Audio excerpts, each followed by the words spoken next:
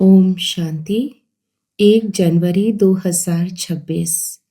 बाप दादा के मधुर महावाक्य।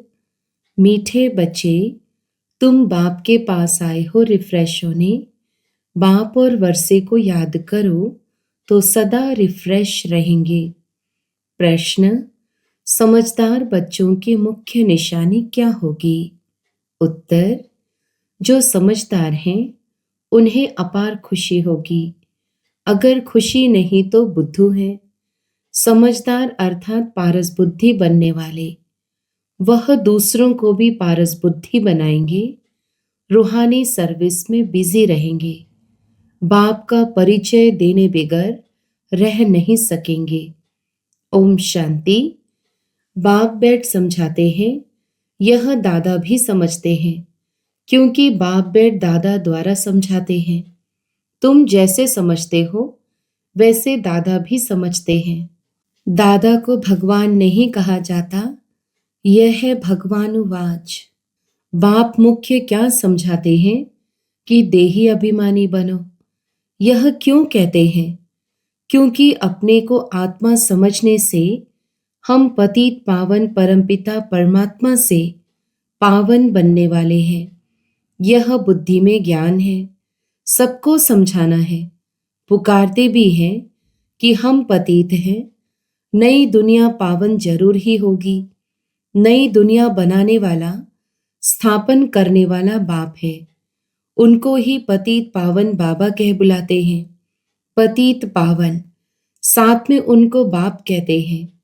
बाप को आत्माएं बुलाती हैं, शरीर नहीं बुलाएगा। हमारी आत्मा का बाप पारलौकिक है, वही पतित पावन है। यह तो अच्छी रीति याद रहना चाहिए। यह नई दुनिया है या पुरानी दुनिया है, यह समझ तो सकते हैं ना। ऐसे भी बुद्धू हैं जो समझते हैं हमको सुख अपार है, हम तो जैसे स्वर्ग में बैठे हैं।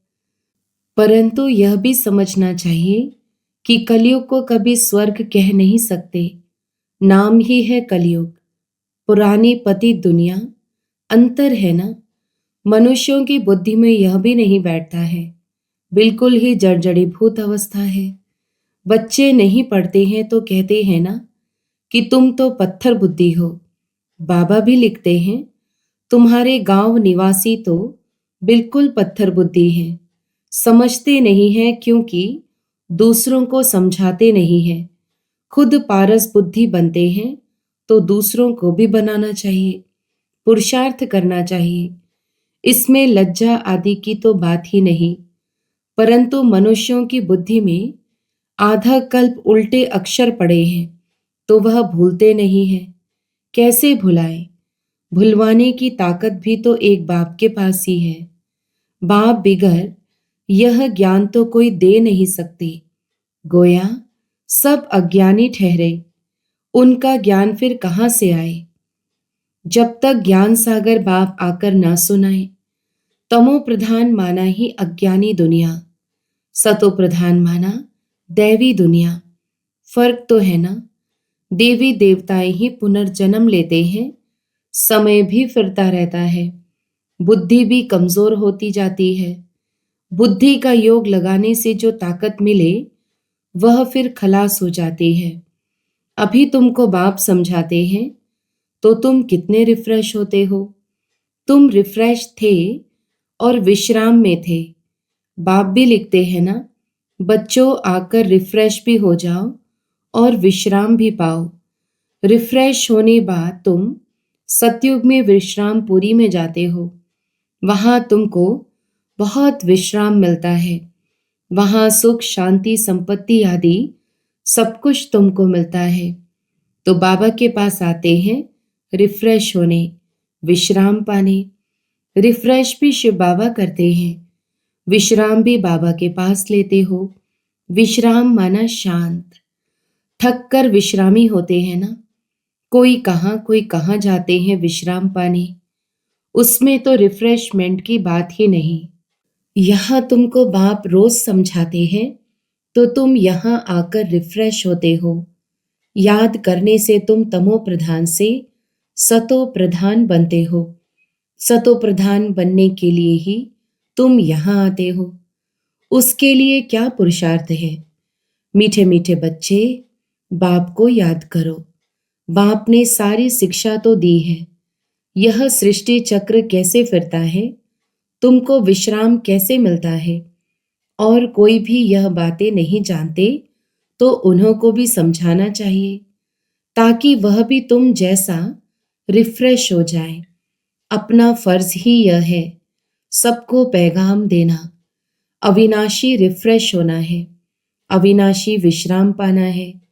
सबको यह पैगाम दो, यही याद दिलाना है कि बाप को और वर्षे को याद करो। है तो बहुत सहज बात। बेहद का बाप स्वर्ग रचते हैं, स्वर्ग का ही वर्षा देते हैं। अभी तुम हो संगम युग पर। माया के श्राप और बाप के वर्षे को तुम जानते हो। जब माया रावण का श्राप मिलता है तो पवित्रता भी खत्म, सुख शांति भी खत्म, तो धन भी खत्म हो जाता है। कैसे धीरे धीरे खत्म होता है वह भी बाप ने समझाया है। कितने जन्म लगते हैं। दुख धाम में कोई विश्राम थोड़े ही होता है, सुख धाम में विश्राम ही विश्राम है। मनुष्यों को भक्ति कितना थकाती है। जन्म जन्मांतर भक्ति थका देती है, कंगाल कर देती है। यह भी अब तुमको बाप समझाते हैं। नए नए आते हैं तो कितना समझाया जाता है। हर एक बात पर मनुष्य बहुत सोच करते हैं, समझते हैं कहाँ जादू ना हो। अरे, तुम कहते हो जादूगर, तो मैं भी कहता हूँ जादूगर हूँ, परंतु जादू कोई वह नहीं है जो भेड़ बकरी आदि बना देंगे। जानवर तो नहीं है ना। यह बुद्धि से समझा जाता है। गायन भी है सुर मंडल के साज से। इस समय मनुष्य जैसे रीढ़ मिसल है। यह बातें यहाँ के लिए है। सतयुग में नहीं गाते, इस समय का ही गायन है। चंडिका का कितना मेला लगता है। पूछो वह कौन थी, कहेंगे देवी। अब ऐसा नाम तो वहां होता नहीं। सतयुग में तो सदैव शुभ नाम होता है। श्री रामचंद्र, श्री कृष्ण, श्री कहा जाता है श्रेष्ठ को। सतयुगी संप्रदाय को श्रेष्ठ कहा जाता है। कलियुगी विशेष संप्रदाय को श्रेष्ठ कैसे कहेंगे? श्री माना श्रेष्ठ। अभी के मनुष्य तो श्रेष्ठ है नहीं। गायन भी है मनुष्य से देवता, फिर देवता से मनुष्य बनते हैं, क्योंकि 5 विकारों में जाते हैं। रावण राज्य में सब मनुष्य ही मनुष्य है। वहां है देवताएं, उनको डीटी वर्ल्ड, इसको ह्यूमन वर्ल्ड कहा जाता है। डीटी वर्ल्ड को दिन कहा जाता है, ह्यूमन वर्ल्ड को रात कहा जाता है। दिन सोझरे को कहा जाता है, रात अज्ञान अंधियारे को कहा जाता है। इस फर्क को तुम जानते हो, तुम समझते हो। हम पहले कुछ भी नहीं जानते थे। अभी सब बातें बुद्धि में हैं। ऋषि मुनियों से पूछते हैं, रचता और रचना के आदि मध्य अंत को जानते हो? तो वह भी नेति नेति कर गए, हम नहीं जानते। अभी तुम समझते हो। हम भी पहले नास्तिक थे, बेहद के बाप को नहीं जानते थे। वह है असुल अविनाशी बाबा, आत्माओं का बाबा। तुम बच्चे जानते हो, हम उस बेहद के बाप के बने हैं जो कभी जलते नहीं हैं। यहाँ तो सब जलते हैं। रावण को भी जलाते हैं, शरीर है ना। फिर भी आत्मा को तो कभी कोई जला नहीं सकते।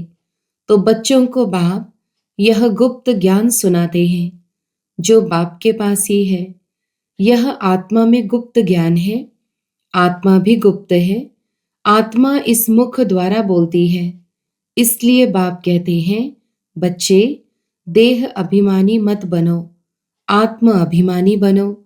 नहीं तो जैसे उल्टे बन जाते हैं, अपने को आत्मा भूल जाते हो। ड्रामा के राज को भी अच्छी रीति समझना है। ड्रामा में जो नूंद है वह हूबहू रिपीट होता है।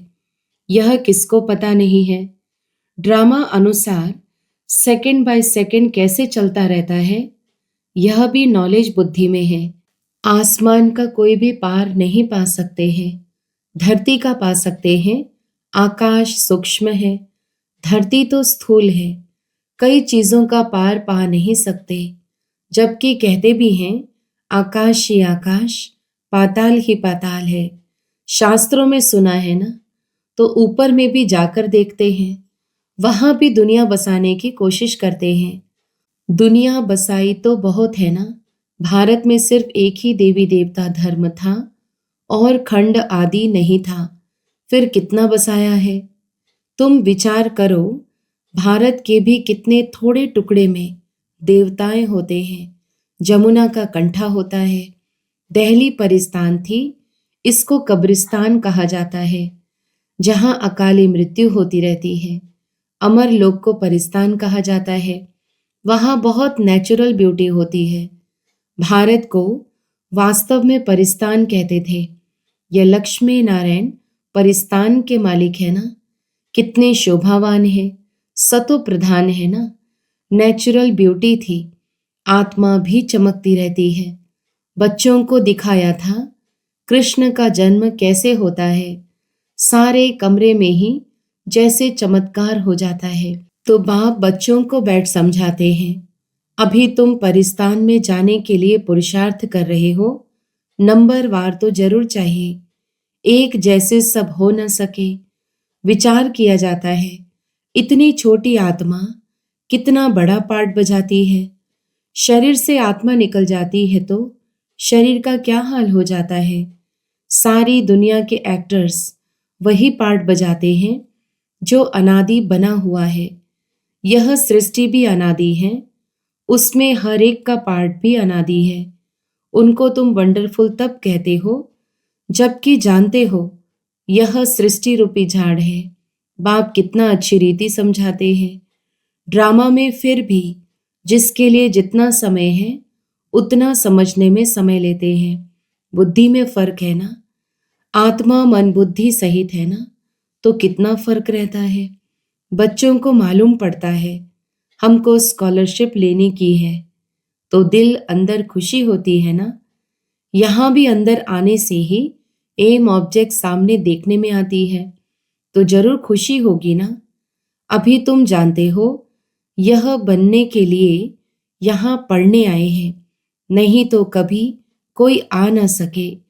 यह है एम ऑब्जेक्ट।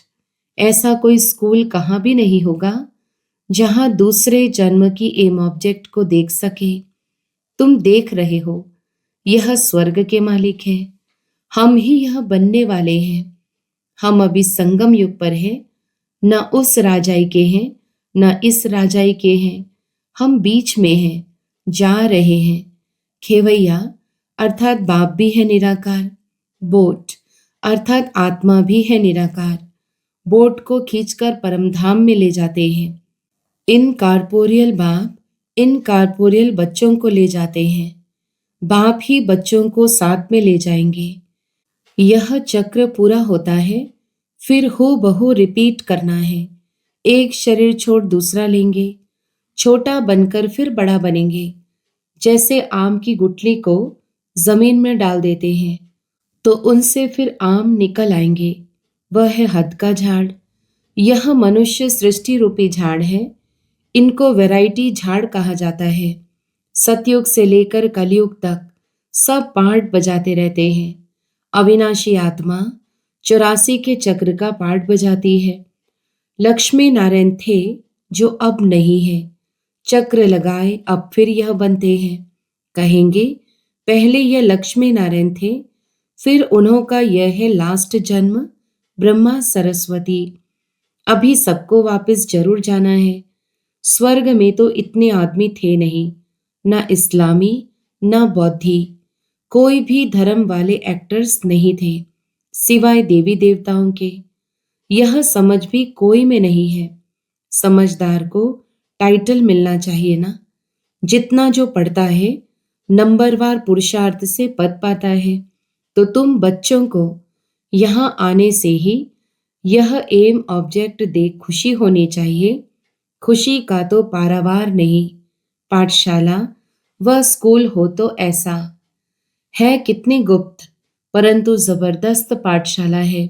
जितनी बड़ी पढ़ाई उतना बड़ा कॉलेज। वहाँ सब फैसिलिटीज मिलती हैं। आत्मा को पढ़ना है, फिर चाहे सोने के तख्त पर, चाहे लकड़ी के तख्त पर चढ़े। बच्चों को कितनी खुशी होनी चाहिए, क्योंकि शिव भगवानुवाच है ना, पहले नंबर में है यह विश्व का प्रिंस। बच्चों को अब पता पड़ा है, कल्प कल्प बाप ही आकर अपना परिचय देते हैं। मैं इनमें प्रवेश कर तुम बच्चों को पढ़ा रहा हूँ। देवताओं में यह ज्ञान थोड़े ही होगा। ज्ञान से देवता बन गए, फिर पढ़ाई की दरकार नहीं। इसमें बड़ी विशाल बुद्धि चाहिए समझने की। अच्छा, मीठे मीठे सिकिलधे बच्चों प्रति माता पिता बाप दादा का याद प्यार और गुड मॉर्निंग। रूहानी बाप की रूहानी बच्चों को नमस्ते। हम रूहानी बच्चों की भी रूहानी माता पिता बाप दादा को याद प्यार, गुड मॉर्निंग और नमस्ते। धारणा के लिए मुख्य सार पहला, इस पतित दुनिया का बुद्धि से संन्यास कर पुरानी देह और देह के संबंधियों को भूल अपनी बुद्धि बाप और स्वर्ग तरफ लगानी है। दूसरा, अविनाशी विश्राम का अनुभव करने के लिए बाप और वर्षे की स्मृति में रहना है। सबको बाप का पैगाम दे रिफ्रेश करना है। रूहानी सर्विस में लज्जा नहीं करनी है। वरदान, संगठन में एक मत और एक रस स्थिति द्वारा सफलता प्राप्त करने वाले सच्चे स्नेही भव। विस्तार, संगठन में एक ने कहा, दूसरे ने माना। यह है सच्चे स्नेह का रिस्पॉन्ड। ऐसे स्नेही बच्चों का एग्जाम्पल देख और भी संपर्क में आने के लिए हिम्मत रखते हैं। संगठन भी सेवा का साधन बन जाता है। जहां माया देखती है कि इनकी यूनिटी अच्छी है, घेराव है, तो वहां आने की हिम्मत नहीं रखती। एक मत और एक रस स्थिति के संस्कार ही सतयुग में एक राज्य की स्थापना करते हैं। स्लोगन, कर्म और योग का बैलेंस रखने वाले ही सफल योगी हैं। अव्यक्त इशारे, इस अव्यक्ति मास में बंधन मुक्त रह जीवन मुक्त स्थिति का अनुभव करो। बाप दादा चाहते हैं मेरा एक एक बच्चा मुक्ति जीवन मुक्ति के वर्षे के अधिकारी बने। अभी के अभ्यास की सतयुग में नेचुरल लाइफ होगी, लेकिन वर्षे का अधिकार अभी संगम पर है। इसलिए अगर कोई भी बंधन खींचता है तो कारण सोचो और निवारण करो। अच्छा, ओम शांति।